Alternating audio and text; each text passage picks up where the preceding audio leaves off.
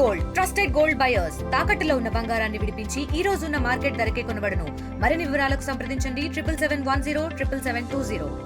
Proper diagnosis చేయలేకపోవటం వల్ల కానీ, proper treatment ఇవ్వలేకపోవటం వల్ల కానీ, ఇచ్చిన ట్రీట్మెంట్లో రాంగ్గా ఇవ్వటం కానీ, వీటన్నిటి వల్ల అంటే పేషెంట్ సేఫ్టీ రిలేటెడ్ ఎర్రర్స్ వల్ల ఇండియాలో ఈ రోజున ప్రతి సంవత్సరం ఒక 50 లక్షల మంది చనిపోతా ఉన్నారు. కాబట్టి వీటిని ఏ విధంగా రెడ్యూస్ చేయాలి అనే దాని మీద అన్ని మెడికల్ కాలేజెస్, టీచింగ్ హాస్పిటల్స్ వీళ్ళందరితోటి ఈరోజు మంగళగిరిలో నేషన్ మొత్తం నుంచి ఈరోజు ఇక్కడ వచ్చారు. డిఫరెంట్ ఇన్ఫెక్షన్ కంట్రోల్ ఎలా, మెడికేషన్ ఎర్రర్స్ని ప్రివెంట్ చేయటం ఎలా, ఇట్లా మల్టిపుల్ టాపిక్స్ మీద వీళ్ళు డిస్కషన్స్ పెట్టారు. అయితే ఇందులో ముఖ్యంగా నేను చెప్పదలుచుకుంది ఏంటంటే ఎయిమ్స్ వాళ్ళు వచ్చినప్పుడు చూసినప్పుడు ఎయిమ్స్ ఎంత బాగుంది అనేది ఒకటి చాలా హ్యాపీగా ఉన్నారు. బ్యూటిఫుల్ క్యాంపస్ అని.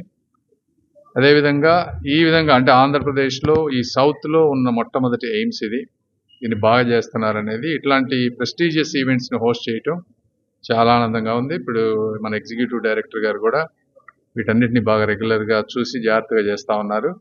అదేవిధంగా ఇంకోటి మనం వచ్చిన గవర్నమెంట్ 1 ఇయర్కి బ్యాక్ ఈ రోజున పేషెంట్ వాళ్ళు విపరీతంగా పెరిగిపోయింది.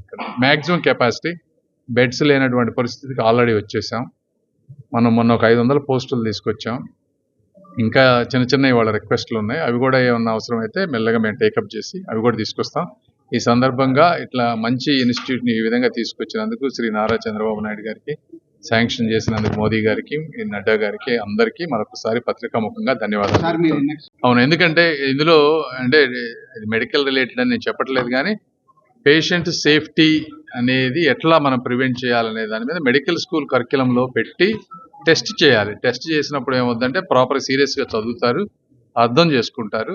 అది కూడా యుఎస్ లాంటి కంట్రీస్లో కూడా లాస్ట్ 2-3 ఇయర్స్ నుంచే వచ్చింది. మనం కూడా ఇప్పటి నుంచి స్టార్ట్ చేస్తే బాగుంటుందని హెల్త్ మినిస్ట్రీ వాళ్ళకి నేను సజెషన్ చేశాను. కంపల్సరీగా ఇవన్నీ అవేర్నెస్ క్యాంపెయిన్స్ చేయాలి.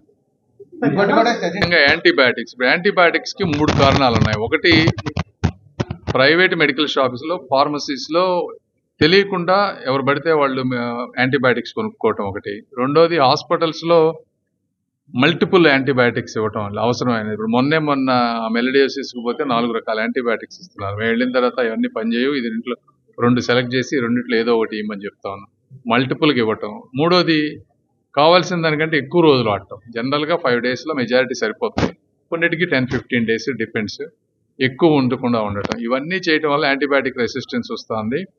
ఈ యాంటీబయాటిక్ రెసిస్టెన్స్ని కనుక కరెక్ట్గా కంట్రోల్ చేయకపోతే 2050కి కనీసం 1 కోటి మంది ఈ యాంటీబయాటిక్స్ లేకుండా ఉండడం వల్ల చనిపోయే అవకాశం కూడా ఉంది. కాబట్టి అవన్నిటినీ డాక్టర్స్ వీళ్ళందరూ అర్థం చేసుకొని చేయాల్సిన బాధ్యత. తెలుగులో న్యూస్ కి ఫాస్టెస్ట్ యాప్ ఇప్పుడు టోటల్లీ న్యూ అవతార్లో జస్ట్ 5 సెకండ్స్ లో కంప్లీట్ న్యూస్. సోషల్ మీడియాలో ట్రెండ్స్ కి one stop solution. Live TV app voice search option తో ఇప్పుడే డౌన్లోడ్ చేయండి లేదా అప్డేట్ అయిపోండి. యాప్ లింక్ డిస్క్రిప్షన్ లో ఉంది.